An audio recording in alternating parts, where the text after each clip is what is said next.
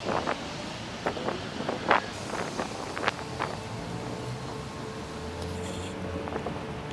morning, guys. Just practicing a little self-isolation in a very secluded area that's normally just overrun with people. It's like one of the busiest hotspots in Branson. Where is everybody? Oh yeah, it's a global crisis. You know, it seems like just yesterday I was in the studio and we were talking about the rumors that the media were putting out there about what was going on in China with the coronavirus, and now here we are and it has completely consumed us. And I wanted to actually take a moment to actually encourage people to change the way they think about this whole situation. What if we could take a moment and choose not to just try and simply survive, but possibly thrive during this national crisis? So what I did is I reached out to a friend of mine. He's actually one of the world's greatest hypnotists. He's actually known as the world's fastest hypnotist, and he dominated the Las Vegas Strip for years. But then at some point in his career, he transitioned into that of like a motivator and a coach and somebody that actually helped in self-improvement. And he's become one of the world's best in his field. He's actually taught people to reprogram their mind about their life and their trajectory, and taken them from their current situation to that of a millionaire. And he's done it over and over and over again. So I thought I would reach out to him and ask him what he thought we could do to reprogram our mindset so that we can't just get through this, but come out better than ever on the other side. He is the world's fastest hypnotist. His name is Marshall Sylver. I guess I wanted to talk about, because you're a coach and you help manifest transformations in people's lives. You help them overcome limitations in their mind and allow them to become rich and millionaires and ultimately just better people.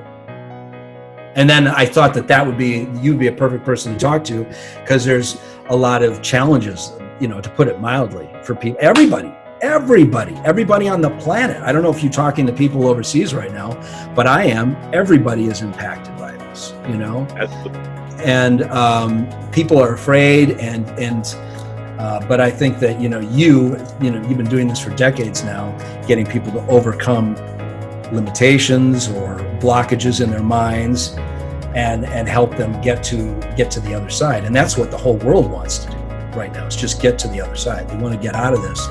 For some people, it's just having to be at home with their spouse and their family in isolation, in close proximity. When is this going to end? I mean, that's just one thing. But I mean, we've also got elderly parents. We definitely don't want them to leave the house, because they could be the first ones hit by this. The first thing that everybody wants to do is keep things in perspective. We're not going to be zombies. Right. Millions of people aren't going to die. It's not going to be as bad, in my humble opinion, as last year's flu season. So that's the first thing. Keep things in perspective. To do that, though, you got to stop getting in your head and get out in your life. Take a look at the evidence. You said some people are going stir crazy. My family and I here at the beach house, we have been quarantined since the 13th. And, my kids are getting a little bit restless, and certainly I would love to go back and play some racquetball. Mm-hmm. And my wife and I use semantics very carefully, though. And rather than saying stuck at home, we repeatedly say we are safe at home. Now, whether we all need to stay in or not, I don't know. The fact of the matter is, it's what our government has asked us to do for the moment. And I'd like to give, people that are working really hard day and night the benefit of the doubt until it's proven otherwise. My family is all healthy, and we've got plenty of food stocked up. We're fortunate in that sense that we always have prep rations for 6 months. We also have regular food for a couple of weeks. And what we're doing now is in downtime, you want to plan for uptime.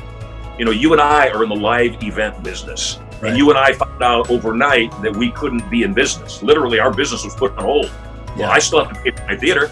This is my home theater here, but I have a 300-seat theater that I still have to pay the lease for every single month. Right. I've got other bills that are still coming in, but I can't do what I do for a living.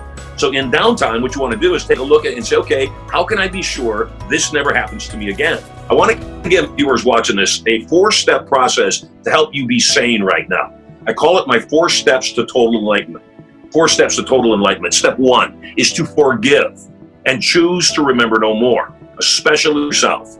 There are some people that are beating themselves up saying, I didn't plan ahead. I should have seen this coming. Nobody could have seen this coming. So forgive and choose to remember no more. It's not that we forget. We just choose to stop giving our way.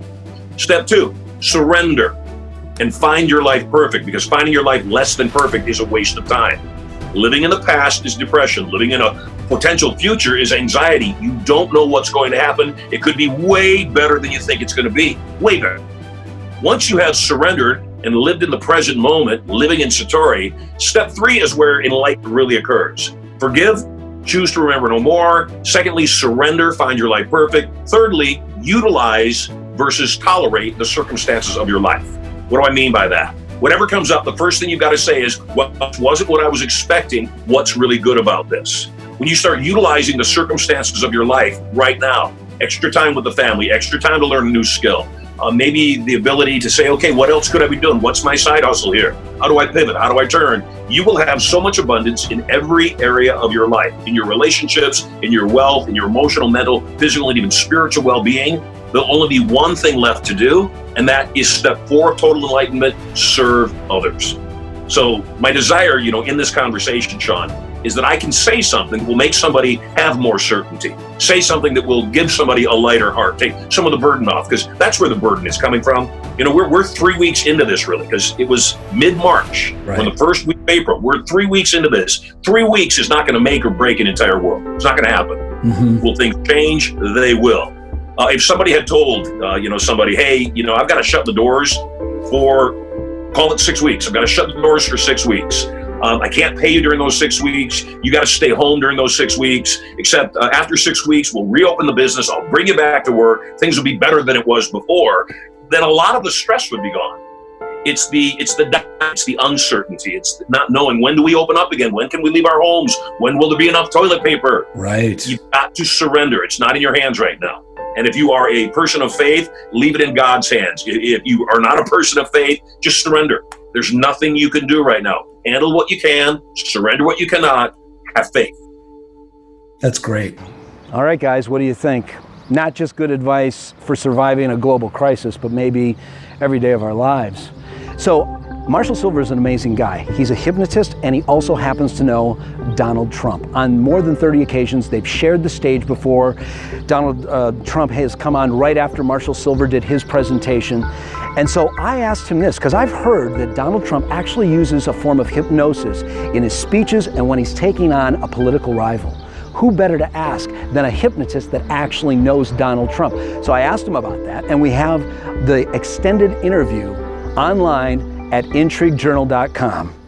Guys, I hope to see you in the studio sooner than later.